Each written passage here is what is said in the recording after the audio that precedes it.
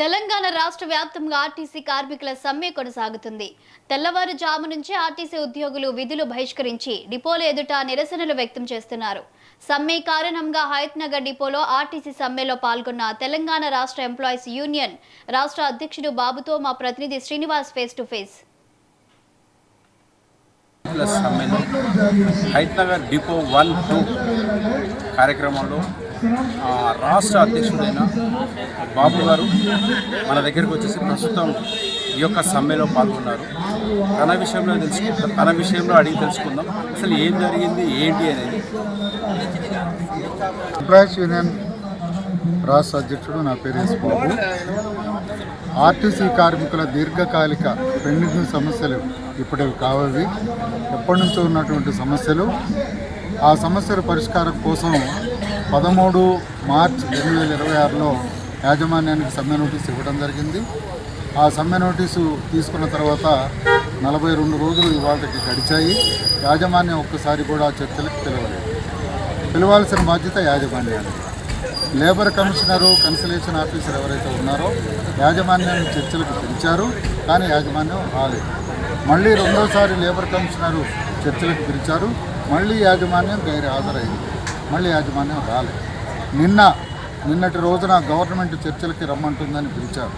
పిలిచిన తర్వాత ఏంటి మీ సమస్యలు అంటే, మాకున్న 32 సమస్యలు సమ్మె నోటీసులో ఇచ్చినాయి, ఆ ఐఏఎస్ ఆఫీసర్ల కమిటీ ముందు పెట్టడం జరిగింది. వాటన్నిటి ముందు కూడా చర్చించారు. దానిలో ఏమిటి అంటే, ట్రేడ్ యూనియన్ని రెస్టోర్ చేయండి, ఆర్టీసీని ప్రభుత్వంలో విలీనం చేయండి, 2021 వేతన సవరణ ఇవ్వండి, మా డ్రైవర్ కండక్టర్లకు ఉద్యోగ భద్రత ఇవ్వండి, ప్రయాణికులకి మంచి వసతులతో కూడిన బస్సులు ఏర్పాటు చేయండి అనేసి చెప్పడం జరిగింది. వీటి మీద ఏ సమస్యల మీద మీరు ఓకే అంటారో చెప్పండి. అక్రాస్ ద టేబుల్ మనం కూర్చున్నాం. 26 డిమాండ్లు మేనేజ్మెంట్ ఉన్నవి, 6 డిమాండ్లు గవర్నమెంట్ ఉన్నవి. గవర్నమెంట్ ఐఏఎస్ ఆఫీసర్ కూర్చున్నారు, మేనేజ్మెంట్ మా ఎండి అపెక్స్ మేనేజ్మెంట్ కూర్చుంది, ట్రేడ్ యూనియన్ లీడర్లుగా మేము కూర్చున్నాం. అక్రాస్ ద టేబుల్ సమస్యలు పరిష్కరించుకుందాం కాబట్టి చెప్పండి అనేసి చెప్పాం. చెప్తే ఈ ఐఏఎస్ ఆఫీసర్ల కమిటీ, మేనేజ్మెంట్ ఈ 32 సమస్యల్లో ఏ ఒక్క సమస్యకు కూడా చర్చించలేదు. చర్చించకుండా మేము మాట్లాడతామని చెప్పి వెళ్ళిపోయారు. కాబట్టి సమ్మె డిక్లేర్ చేశాం. ఇవాటి నుంచి సమ్మె జరుగుతుంది, చూస్తూనే ఉన్నారు.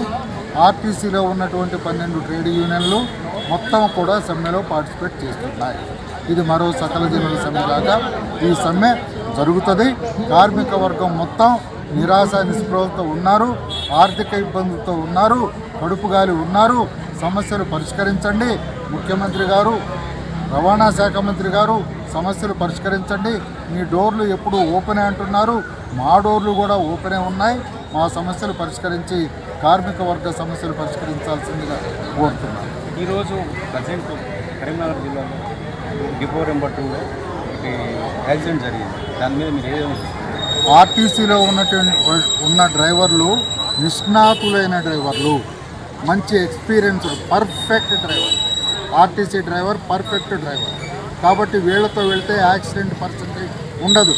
ఆర్టీసీలో యాక్సిడెంట్ పర్సెంటేజ్ 0.1% ఉంది, అంతే. యాక్సిడెంట్ అనేది నిల్. ఏది ఆర్టీసీ డ్రైవర్ డ్రైవింగ్ చేస్తే. ఇవాళ యాజమాన్యం సమ్మెలో కార్మికులు పోతున్నారని ప్రైవేటు ఏజెన్సీల ద్వారా డ్రైవర్లను తీసుకొచ్చి ఆ డ్రైవర్లను బస్సులు ఇచ్చి పంపితే ప్రమాదాలు జరుగుతాయి. కరీంనగర్లో అదే జరిగింది. ఆ ప్రమాదాలకు కారణం ఈ యాజమాన్యం, ఈ ప్రభుత్వం వహించాలి. అన్స్కిల్డ్ డ్రైవర్లను తీసుకొచ్చి ప్రజల్ని చంపకండి, ప్రజల్ని కాపాడండి, మీ ఈగోలు పక్కన పెట్టండి, కార్మికుల సమస్యలు పరిష్కరించండి. ప్రైవేటు ఏజెన్సీల ద్వారా వచ్చే డ్రైవర్లని బస్సులో ఎక్కించబాకండి, ప్రమాదాలు జరుగుతాయి, ప్రజలు చనిపోతారు. దీనికి కారణం ప్రభుత్వం, యాజమాన్యం అవుతుంది. దయచేసి అర్థం చేసుకోండి. థర్డ్ పార్టీ నుంచి వచ్చే డ్రైవర్లని రిక్రూట్మెంట్ చేయబాకండి, అది బంద్ చేయండి, సమస్యలు పరిష్కరించండి. మా డ్రైవర్లు వచ్చి బస్సులు నడుపుతారు, సేఫ్టీ ఇస్తారు, ప్రజల్ని కాపాడుతారు, కార్మికులను కాపాడాల్సిన బాధ్యత మీది. ప్రైవేట్ వెహికల్ వాళ్ళు ఏదైతే ఉందో, ప్రైవేట్ వెహికల్ ఎలక్ట్రానిక్ వెహికల్